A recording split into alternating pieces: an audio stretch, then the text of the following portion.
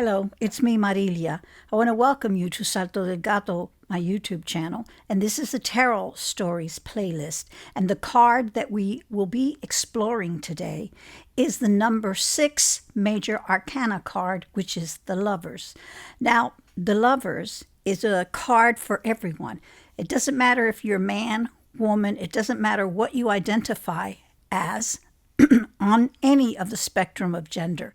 The Lovers card is a card of human contact. It is a card of our primal desire to connect with another human being. Up until now, all the other tarot cards that we have journeyed through have been an internal experience dealing with our psychology, with our spirituality, and with our identity, and integrating and assimilating into the society that we find ourselves in. It's been a lot of work because we've come through many stages of development up till now. But at the Lovers, we get to rest, and we rest in love. We rest in our ability to connect to another human being. And you know that feeling of, hey, we're in this together. This is about us, not about you or me. It's about us. It's about our connection. And listen, this is a skin-to-skin human connection. This isn't a connection that you make to, online pseudo friends. This isn't a connection where you put on an algorithm-driven filter and alter your appearance in order to attract. This is the person you encounter that spins your head, turns you around. It's that glance across the room where you lock eyes and you instantly feel that spark. So this is that. In the Lovers, that's what we talk about. And we're going to really get deep into this card. And I really invite you to stay to the end to listen to our entire discussion where Desiree and I discuss this card in depth, because you're going to get a lot out of it. The Lovers is also, a card that it resonates to the number 6. At the number 6, you have arrived at a place where you're about to receive something, or someone is coming into your life to bring you an experience, to bring you a resource, to help you in some way. It's a benefit that you are going to receive, and it's a benevolence, not so much a benefit. It's a benevolence that you're about to receive through another person. And yes, there is a love connection. There is a sexual spark. There is all of that, a deep friendship tie. But it's not necessarily a marriage. This is the courtship phase. So let's get into it. Let's go there. As we come upon Pride Month, here's your reminder that love has no gender. And who better to remind us of this than the brilliant, gender-bending, ancient Greek poetess, Sappho. Here is a fragment titled Glittering-Minded, Deathless Aphrodite. Glittering-minded, deathless Aphrodite, I beg you, Zeus's daughter, weaver of snares, don't shatter my heart with fierce pain. Goddess, but come now, if ever before you heard my voice far off and listened and left your father's golden house and came, yoking your chariot. Lovely the swift sparrows that brought you over black earth, a whirring of wings through midair, down the sky. They came, and you, sacred one, smiling with deathless face, asking, what now, while I suffer? Why now, I cry out to you again? What now I desire above all in my mad heart? Whom now shall I persuade to admit you again to her love? Sappho, who wrongs you now? If she runs now, she'll follow later. If she refuses gifts, she'll give them. If she loves not now, she'll soon love against her will. Come to me now, then, free me from aching care, and win me all my heart longs to win. You be my friend. The Lover's card shows a young man with closed eyes and arms crossed over his heart. Above him, the trickster god of love readies his arrow as if waiting for the man below to utter his wish. 2 women flank the man. One is crowned. She's regal and proper, Her skirt flows down to the ground, covering her ankles and feet, while the other maid seems her complete opposite. On the Worth Tarot, the regal woman has golden locks, and the maid of humble means is brunette. Her skirt is immodest, and her crown is made of wild flowers instead of gleaming gold. It is the moment we all secretly wish for without understanding the sacrifice it requires. Love. To find it is easy, but to hold it is a different thing entirely. In history class, we are taught that romantic love is something modern, a phenomenon manifested during the age of courtly love in the palaces of kings and queens in what is now France. But to read the ancient Sumerian poems carved out in 5,000-year-old clay tablets is to know differently. To read 3,000-year-old papyrus fragments riddled with the erotic passion of Sappho is to realize that the veil of Puritanism still lingers over our modern hearts and confines us to rigid gender norms. We are told that love is boundless and unconditional, but this is not always what we experience. We are told to live is to love, but heartbreak feels like a death sentence. Love lifts you up. Love gives you wings. Love will last forever until it does none of those things. So what is happening to the man on the 6th card of the Major Arcana? He's about to make a wish, and the god hovering above him is going to let him have it. But, as the saying goes, one should be careful what they wish for. Love is not always sunshine, roses, and chocolate candies. It forces you to make a choice, and it takes great sacrifice to truly participate in love. And what we sacrifice is our ego. In order to give and receive love, you must become vulnerable, and to be vulnerable can be very painful. Without a deep connection to self, it is easy to get lost and compromise too much. It is easy to make the wrong choice. There is a river in Ireland named for a lonely goddess. The River Boyne runs near a remarkable Neolithic structure, a passage tomb 279 feet in diameter and 13 meters high. The entrance is adorned with striking swirls and waves and a window perfectly aligned to produce something magical.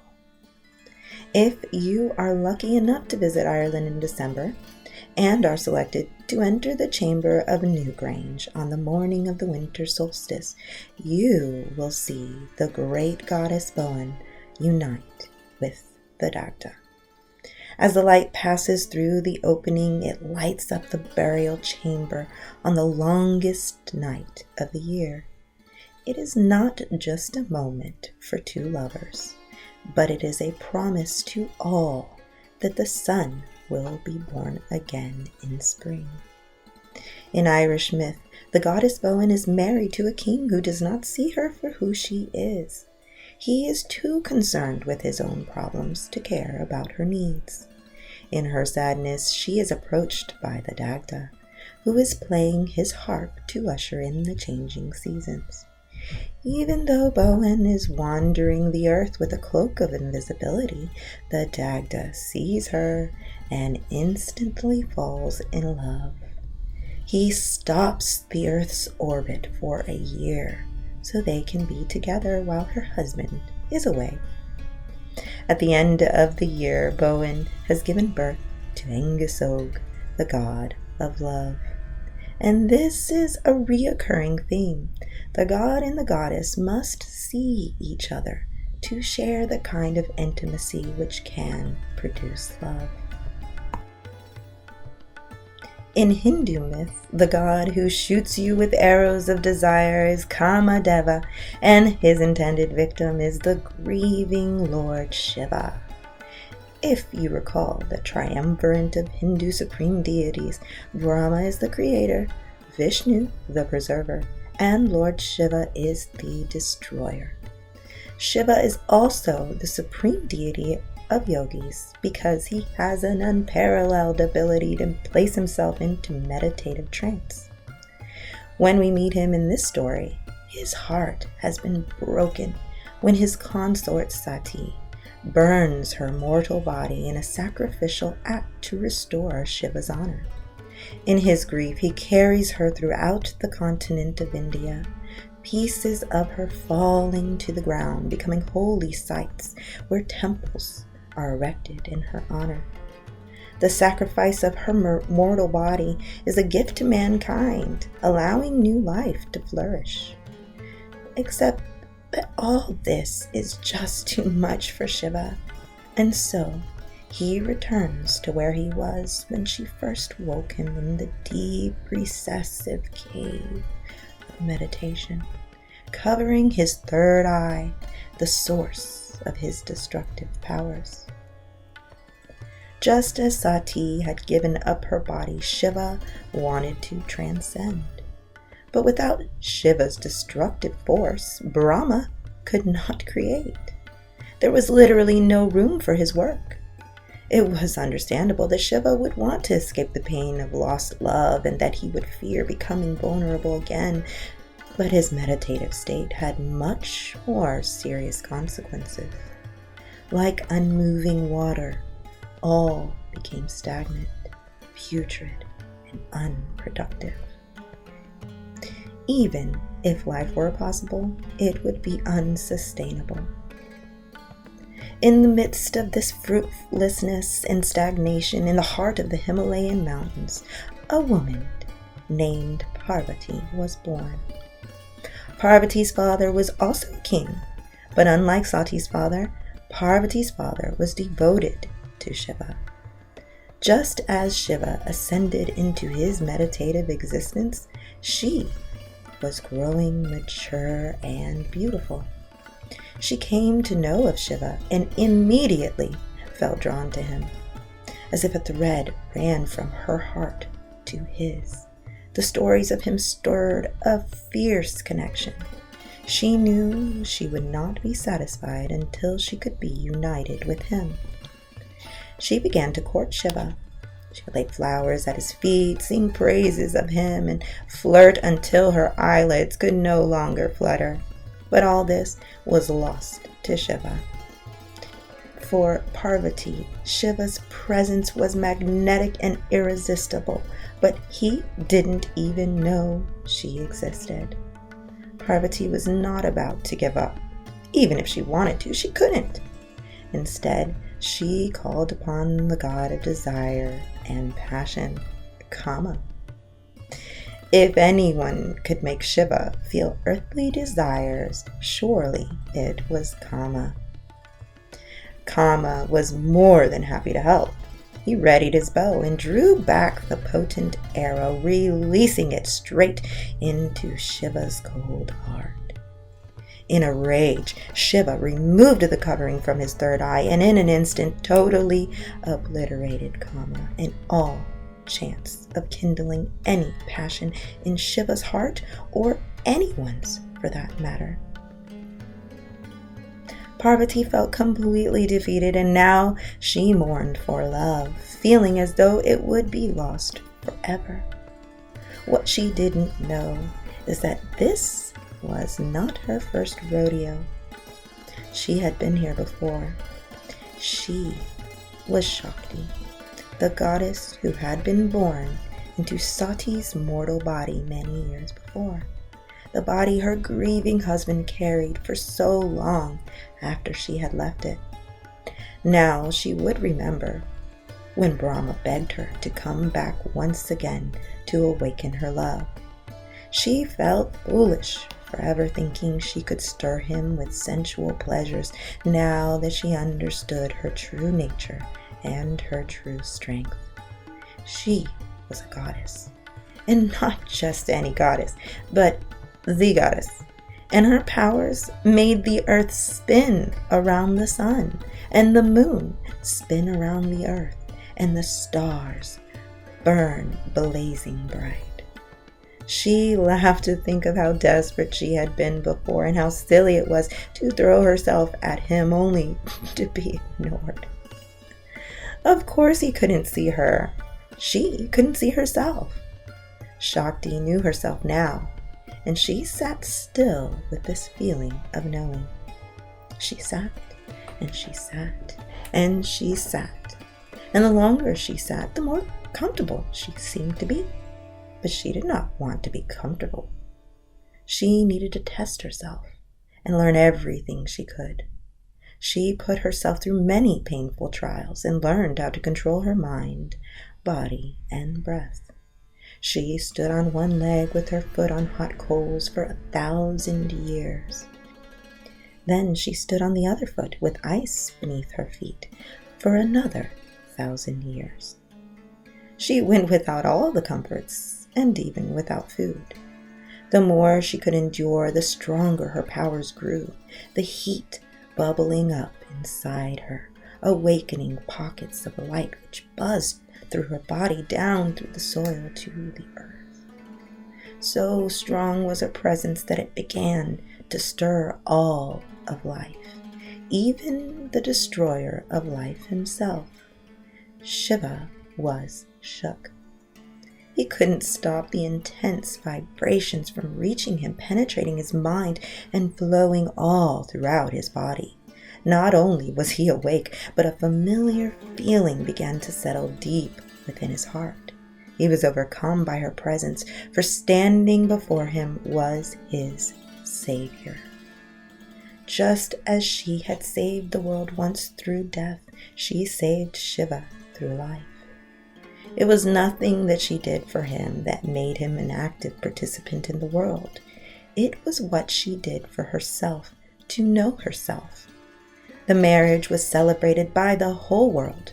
All rejoiced to see order and balance restored. Shiva, stirred by Shakti, meant that life could resume course and creation could take place once again. Shiva was now defenseless against the love he felt for Shakti. So it is no surprise that their first creation was the reincarnation of Kama. All right. So those were Shiva great and Shakti. stories. And what was her name in this incarnation? Parvati? Parvati. I Parvati. think is how you pronounce Parvati. So today's card that we're going to dive into is the number 6 Arcana Major Trump, which is the Lovers. And we have a series of different versions of the Lovers cards here. But the Lovers, I'm sure everyone is familiar with it, is where Cupid is kind of floating between two figures and pointing his arrow. And that is the typical and traditional image that we hold, which is love struck. We're love struck. And these stories were really good because I'm going to go and break down the symbology of the numerology and the zodiac connection and the element connection to the card. So first of all, it's the number 6. The number 6 vibrates two really good things. It's a time of receiving. Be ready. So the first message is, hey, be ready to receive. Be ready to receive something specifically meant for you and on the physical level. So one of the differences between this card and all of the other cards leading up to the Lovers is that all the other cards had sort of a spiritual element. It was otherworldly. It was very heavy and philosophical and very, involving a lot of shadow work, a lot of self-inventory. This card is about, hey, it's about connection. You want to connect because you just got that spark. You are going to meet someone. There is someone who is going to arrive in your life, and you're going to have a spark. And that spark is exactly what you think it is. It's a physical attraction, and that involves, yes, the thoughts of sex, that excitement. Now, that doesn't mean that this card is you're going to meet somebody and you're going to want to jump into bed with them. That's not what this card is. But that attraction, sex is part of the attraction. It's in the back of your mind, even if you don't want to admit it. it's there. It's a natural biological reaction. And in this card, it is a primordial, actual desire to connect with someone on the physical plane. So it is a physical card. It is a human being. It is not an algorithm that you're going to connect with online to somebody because they have all of these, filters. It's actually a human being with skin on them. So you're saying it's like much more in the flesh and much more of a physical. Absolutely. So, right, because that is the initial thing, is that there has to be this initial physical, well, not has to be, but there usually is a physical attraction. And you can almost like think of like a flower and a bee. The flower has to attract the bee to it in order for it to be pollinated or pollinate. Right. And so... And that's sort of kind of what's going on here. Right. But the reason that I bring in... and that's Kama in our story. It's Kama or Cupid or Eros or whoever the trickster god is. That's him right now who's saying, okay, well, I'm going to hit you with the lust arrow. But Desiree brought up a really good point. In all of the cards... you see something different. You see three people in most of them. Yeah, some of these are not including that third person, and I think it's because it's probably confusing to a lot of people. It was confusing to me too. Why are there two cards? What is this symbolizing? What does this mean? It's left out of some. These cards here, but it's in others. These cards here have the third person. So this is the Marseilles deck, and this is the Wisdom Seekers Tarot card, this one. And these do have the third person because the sixth card implies what we began with in the very beginning of this series of going and traveling through the tarot. It's a choice. A decision has to be made. And so here, the lover has to choose between the other two. And so it implies, first of all, that you need to know what it is that you're looking for before you make a choice. Because if you make a choice based simply on the image, you might be disappointed. Because after the lust wears off and the initial attraction, it's like a seed that you plant. Now you got to get down into the dirt of things so that that seed can start growing and find all of the other things of substance that can nurture that growth. This card in our modern times is very important because right now we have an epidemic of loneliness. There's a lot of people that are actually very lonely because they are missing connection. We have an epidemic of depression. And what is depression? Depression is the feeling of being disconnected. This card is all about connection. And in your story, Shiva had his veil closing his eye. Right. He had his third eye covered, which is his... He had like eye beam that like right. He had no even concept of connecting to anyone. Didn't want to. He didn't want to. I mean, and how similar is that to humans right now? You know, a lot of us had experienced loss because after the pandemic, many of us, experienced loss. And when you're vulnerable...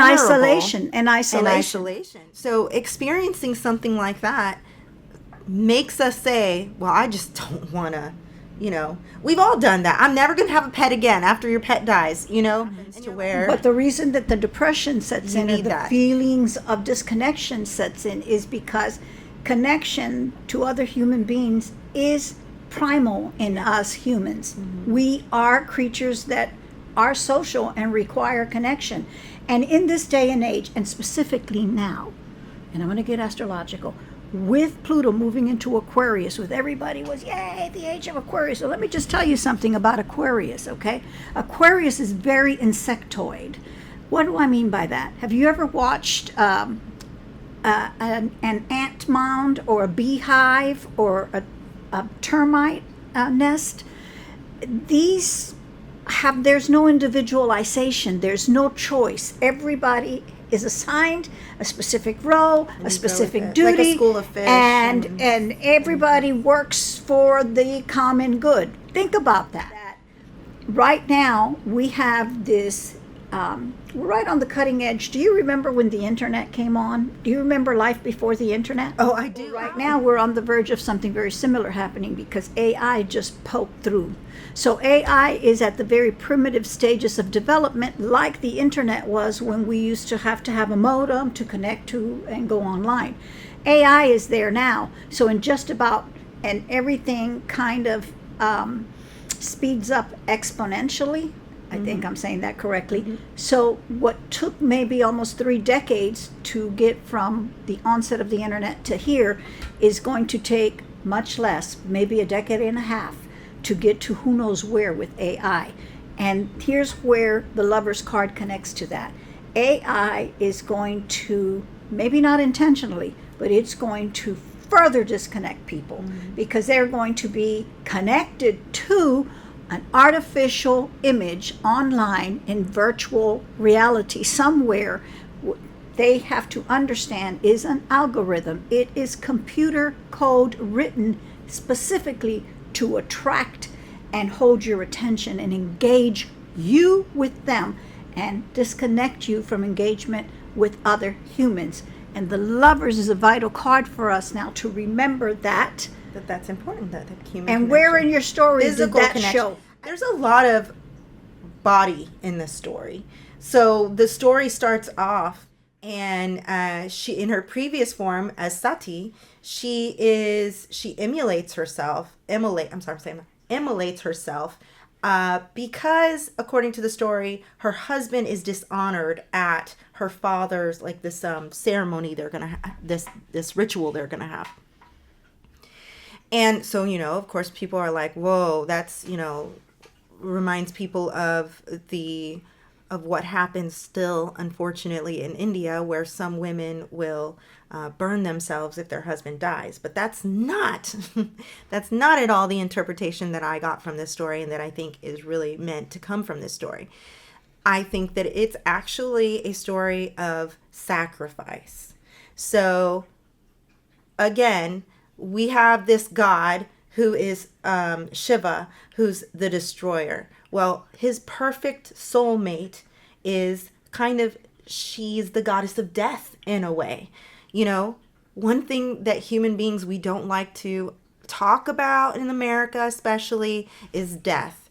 But we just have to realize how important that is for life to continue. So in this story, her body is sacrificed. Her mortal body is sacrificed. But reincarnation is going to occur. It has happened. We talked about this in The Magician with Rama. The story of Rama is actually Vishnu's reincarnation into human form. So gods are expected to come into human forms all the time for various reasons. And once again, the thing is about Shiva is he just can't be without Shakti.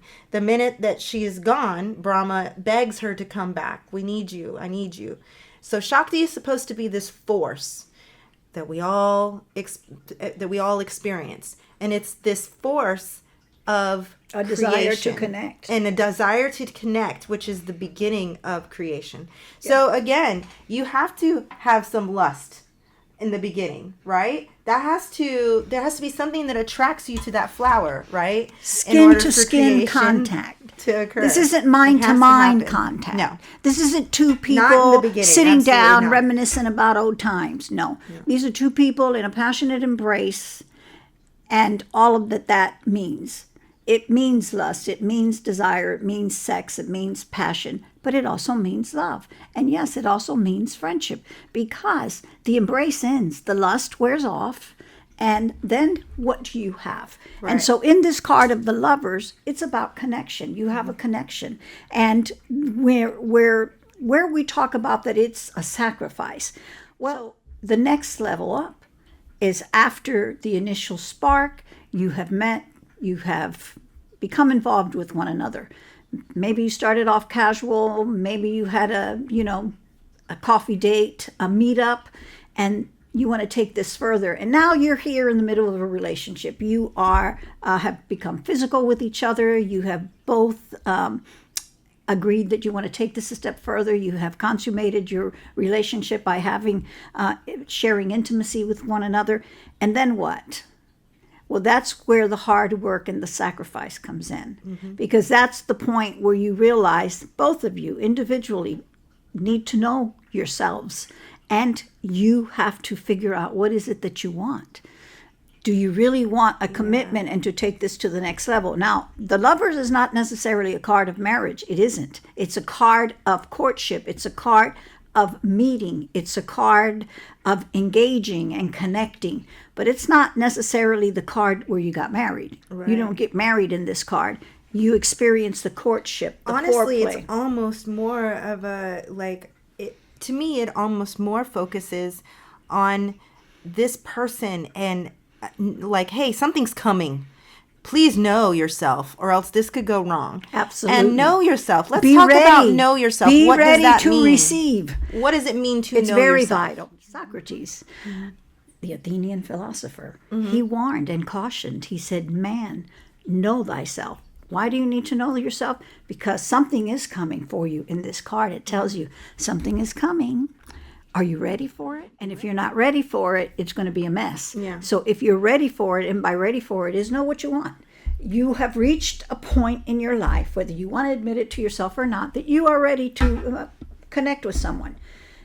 You're ready, not like you did in the High Priestess, where you became aware of other people and that you need somebody else and you need to work together and it's important to collaborate so you can get to the next level. No, this is, you need to connect to someone. You want a partner in life. Coming from, the Fool and going through all of the major arcana that we have so far, it has a lot to do with the knowing yourself part, has a lot to do with the sacrifice that happens later on of the ego, because it is hard to ego is something that we have as a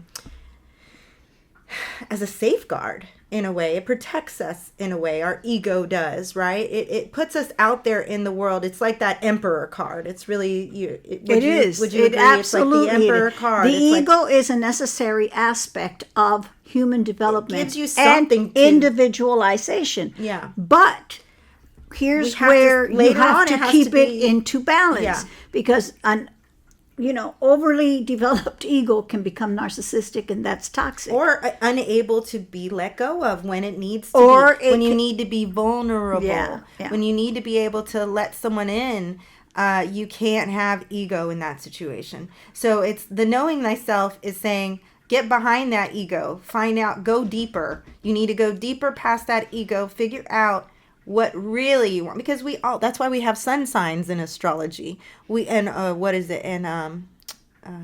sun sign is your ego. It represents what it is that you, in essence, but really that can be a shield. That's not necessarily who you yes, are. It's one aspect of it. It's everyone has an ego. It's your kind of like a safety mechanism, like in this card. Like that. Yeah, you can't ego come to has lovers. to hopefully by now been put in check. You've gone through all of those, coming of ages in the 5th card right before this one. That's really where you should have done a lot of this work in mentoring, preparing yourself for that next level. That's why some of the more positive traditions of humanity help people prepare for the different stages of life. So that's why in, let's say, the Jewish tradition, there's at 13, they have bat mitzvahs and bar mitzvahs, because at 13, it's not like a coming out party, sweet 16, like they do in the South, or maybe like they do in Spanish cultures, the quinceañera, you're out, because what they're trying to do is they're trying to get you real quick to the 6. All right, let's put you on display. Let's find you a boyfriend. Let's get you married off. In the other traditions, what they do at 13 is that they start getting you prepared mentally to start thinking about, you're going to be 16, you're going to be 17, you're going to meet someone, you're going to be attracted. How have you worked on yourself, and how well do you know yourself? What have you chosen to be a direction in your life, so that you know that when you meet somebody, is this the right person that's going to walk along that direction with me? Because we know we are going to have to sacrifice something. But if we don't realize what it is we need to hold on to, we can sacrifice too much. Yes. And then we lose ourselves completely. Yes. So there's 2 ways this can go. And this is why I think it's so interesting. And again, you talk a lot of the middle pillar. And I mean, this screams middle pillar. There's 2 forces. the lust, and then the practicality of a partnership, an actual partnership that is lasting. And somehow, when the only way you're going to be ready for that is if you have put your ego in check. So for the story, I would relate that to Shiva has gotten rid of his ego. When he's in his meditative state, he's trying to transcend. He's just trying to check out completely. He wants to, and let's talk about that, because that seems to be a problem with the disconnection. That's what we all major seem to disconnection. be doing. Yeah, we disconnect. We want to check out. I want to go online. I just want to watch, my online world and interact with those online algorithms and those skinless entities out there. This card is about skin, folks. It's skin to skin. So you have all the elements. You have the elements of swords, which is sharing sorrows, sharing troubles. You have the elements of earth, sharing resources, sharing money, sharing food. You have the elements of water, sharing emotions, sharing love, sharing affection. And you have the elements of air, is sharing ideas and discussing all of that is here. And then you have the element of spirit. And that spirit is the thing that is primal in you, the thing that brought you together and gave you a spark. It's like spirit giving you a nod and saying, hey, look, pay attention, look over here. And so Shakti, here she comes. She's in Parvati is her current form. She tries all the flirting. She gives him all the things she thinks he's going to love. Virgo perfection. She's like, Virgo seeking perfection. And then doing when the work. that doesn't work, she's like, I'm gonna get Kama over here. He's gonna hit him with an arrow. It's all gonna be perfect. Yeah. You ever But pissed for off a Virgo? Shiva, They can get, everybody says, oh, they're so sweet and they're so, don't piss them off. but Shiva actually is not satisfied with the lust here. This doesn't work for him. This doesn't work for him. He needs something else. He needs way more than that. And she can't figure it out. She doesn't want to give up, but she's like, hey man, I've tried everything at this point.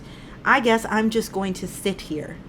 And that sitting in the yogi world is meditation. And that meditation eventually forces you to look deep inside yourself. And when you're forced to look deep inside yourself, you do realize that there are things that are really important to you that you don't. And in the Christian world, that go. is that verse that says, let go and let God. Or be still and know. Be still and know. Yeah. So it's the giving up. It's the element of spirit. It's the not giving up on the matter, but giving. You've done all you can do. You've done everything you know how to do.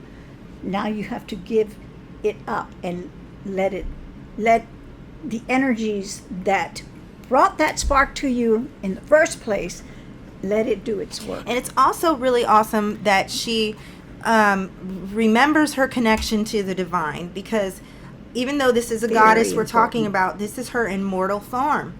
And what we need to all realize is we all have a connection to that divine spirit that we formed way back in the high priestess, and to the mother goddess, the empress. And so we always have to remember, women and men alike, that we have this connection to the divine. The divine shattered in the Kabbalah, remember? The divine shattered, and it shattered into these multi-billions of pieces. We talked about that in the Great And Goddess. the sparks all flew out, and they filtered into individualized experiences. So the divine is experiencing itself through us, and so we do. I really do believe that there is a spark of the divine. It's an invisible thread that kind of connects us back to the divine and to each other. Because remember, I think we discussed this, I forget in which card, it might have been in the High Priestess, but when I look at you and I'm angry at you, I need to remind myself that I'm looking at a spark of the divine. However, it should have been interpreted back when Jesus was in charge of Christianity and not the Romans. It should have maybe been that way. But what it ended up doing was this real hatred for the bodily self and for anything physical or lusty. Let's bring it back to the lovers, because there was a disconnection. Yeah. There was a disconnection. So if you try to disconnect from the body, which is, If you're you up- absolutely if right. you uproot Most religions Jesus tell from you his that. ecosystem. Sacrifice. Don't engage with the earth. Don't engage with people on earth, with lives and custom. Pull yourself away from them. Be here, but not be one of them. So It was like what is Saint that Paul. telling you? Saint Paul It's was like, telling you to don't- separate yourself and to disconnect Don't be with a yourself. lady. I disagree with that. Yeah. This card is all about connection, and it's telling you connect with the earth. So I think that's interesting because it's not just about a connection between two human beings, although that's 100% has to be there. But it is this connection with earthly life in general, with earth. So when we look at what the Christian church, and I'm going to differentiate because I do really believe that, yes, Christ, when Jesus was in charge of his religion, I think he did it a lot better than what He happened did a great when it job was because he taken was from all him. about connection. He was all about empowering But people. again, when you uproot someone from their ecosystem, the Romans took this But kind that's of politics. That's not religion. Well, that's what I'm saying. They take it away and then it doesn't make sense all of a sudden, right? Because it's lost its connection to what is actually But that's the physical. core of this card. This card, the simple message from this card is do not allow yourself to become lose disconnected connection, from the earth and from the humans on the earth. Right. From your family, from your friends, from your significant other, from your partner in life. Because life is meant to be shared Right. and to be connected, to stay connected with others. So that's what this card really, really focuses on. Now, I'm going to turn it around. Are you ready for me to ask you, or do you want something else to I say? think we covered up. Okay, so here's what I'm going to much say. everything. If I came to you and I was doing a reading, you were doing a reading for me, and now this card came out for me at my age, what would you say to me? You're going to meet a man. I'm just kidding. Say it and let it be. Yeah, that it's saying that I really think that that there's someone who is going to come into your life and be a force of connection for you. Intimacy. Let's talk about intimacy because in this card, which I love, this is the tattoo cards, the tarot tattoo. I love this card. What is it called? I know, that one's great. It's called the Bone Fire Tarot. This Bone Fire Tarot, I love the artwork on here. It's very sensual. It's very earthy. It's very skin to skin, very raw, emotional, very, very much about that kind of connection. So let's talk about intimacy because intimacy is always associated with sex. Yeah. I'm going to be intimate with you. I'm going to take off all my clothes and we're going to, rub our bodies together and we're going to be intimate. But intimacy is not necessarily that. Intimacy. It is being vulnerable. It's undressing. It's sharing your thoughts. Yes, undressing your thoughts. Undressing your fears and presenting them and sharing them with another. This makes me think of Odysseus. Okay. In one of our episodes, we must have talked of Odysseus and his time with my favorite, which is Circe, the witch. And one of the things that happens in that story is that they have this little thing that happens. Hermes tells him, look, when you get there, you need to make sure that you do everything she tells you to do. Because she's a witch and she'll kill you. Like, you better just do what she tells you to do. I think that was, gosh, what was that? Was that the magician? I can't remember if we used it in a story, if I was just talking about it or not. But essentially, what he's saying is that you're not going to be able to defeat this witch. You have to just be vulnerable. You have to give in. And the whole time that he is with Circe the witch, he tells her all about Penelope and all about his child. And that's intimacy. And, all of these trials, and a lot of people have said it, that Odysseus and all these trials he goes through is almost like debriefing him from all of that war and Troy stuff, and so that he can return to his wife, his lover, Penelope. And before he does that, he has to pretend to be married to basically two women and learn from them how to be a husband again. And the way he has to do that with the first woman, which is Cersei, the witch, is he has to be completely vulnerable. And so unless we're like, well, I'm going to go so back that to is my reading, undressing. my pseudo reading. So Yeah. if you were reading this card for me, then what are you saying to me? Mom, you're going to Have to be very- be ready to receive that someone is going to enter your life that is going to make an intimate connection to you. And so you are going to share vulnerabilities, right? Yes. Right. But And you now- might also You might also have sex, but might hey, might rub your wrinkles together. But now listen, let me just explain to you something, that there is intimacy in all stages of life. And it doesn't necessarily have to be, a sex. It could be many other components to having a connection with someone. But I don't mean this is an intellectual connection and we're going to sit down and be in a book club. I mean, you're going to be intimate. There's no bigger intimacy than someone who understands your mind yes. And Because- I mean, and it really is. I'm like, and can still hug you. yeah, and I know your dark, you dirty still thoughts. need the hugs. Let me give you a hug. No, but people do. Everybody should hug each other a lot more. That's proven science. So if I was reading these cards for Desiree, I would say to her, Desiree, be ready to receive, because there is something really good coming your way that's going to allow you to be able to rest in it. Because what we haven't talked about is that this is a card of rest. So if I get this card, I was just thinking about this. If I get this card in a reading, do I also say to myself, hey, be like Shakti. Go sit with yourself. Absolutely. Go perfect yourself, as Be we're talking still about and- yes. perfection, so that your vibrations just make you an irresistible person. So if you would like to get the Lover's card in a reading, your prescription is And rub your wrinkles. know thyself. Sit with yourself. Love yourself. Understand what makes you feel good and want to be in love. Now, I want to just point out this card because it's different than all the other cards, and this is the Spellcaster's Tarot. This card, if you notice, it has the two individuals coming together, but they're cloaked.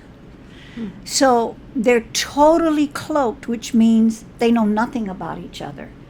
And so what this card resonates to me, because it almost looks like they are in a hand tying, a knot tying ceremony. Oh yeah, we did that. See that? And so it's Yeah, like these two people have come together and they have made a commitment Oh, and to look, all take the this further. Even though how I read that card is that they have made a commitment to find out all they can about each other. And what's nice is that they don't have to do that for anyone else. To the rest of the world, they can be their sun sign. Cover the They can ego be if that's what cloaked. you need to Yeah. be. But it's To this each is other, they're- and when you were talking about all that hard work you went through and all this, why is it so significant that the lover is the person who brings you rest? Well, because that's what love should be, right? You Oh, that's should be with beautiful. that person who you can just be yourself with. And you Yes. can just be who you are, and they Yes. love you, and they Yes. can't, So if you get that card in a reading, that person that you can be yourself with and they're rest, around. they're coming. They're coming. on their So way. be your sparkly best self by not flirting and not throwing yourself at them, but loving yourself first so much that you're irresistible. Right. And if this card comes out reversed, then there's something that you need to look at in yourself. Right. It's yourself. That Why isn't it working out? Why did it miss you? Why are you missing it? Were you ready for it? Are you in denial about something? So this is the Lovers. I really enjoyed those stories. I think they were right on, because how does it end, Desiree? Well, it ends, not only do they get married and live happily ever after, but if you recall from the story, Shiva is very angry at Kama for putting an arrow in his heart. He removes his third eye blinder that he had on and incinerates Kama, but the good news is that the very first reincarnation of the god and the goddess of Shiva and Shakti is the reincarnated form of Kama. So we all get love and lust So and it's a desire regeneration back in our lives. So there's a healing and there's a Yes. return to beauty and grace. Yay! Thank you so much. I hope you enjoyed that. And next is the Chariot. oh, So we're back in action because here, enjoy this rest. This is the pause. Yes. what stories do you guys know that would work for the chariot? What do y'all think about that? If you leave us a comment, I will do my best to do research on whatever mythology you guys That's great. choose and see if I Yeah. can include it in the next episode. All right. Or Yay. any future cards that will be coming up in the Major Arcana. All right. See you next time. Bye-bye. Bye. Okay, that's great.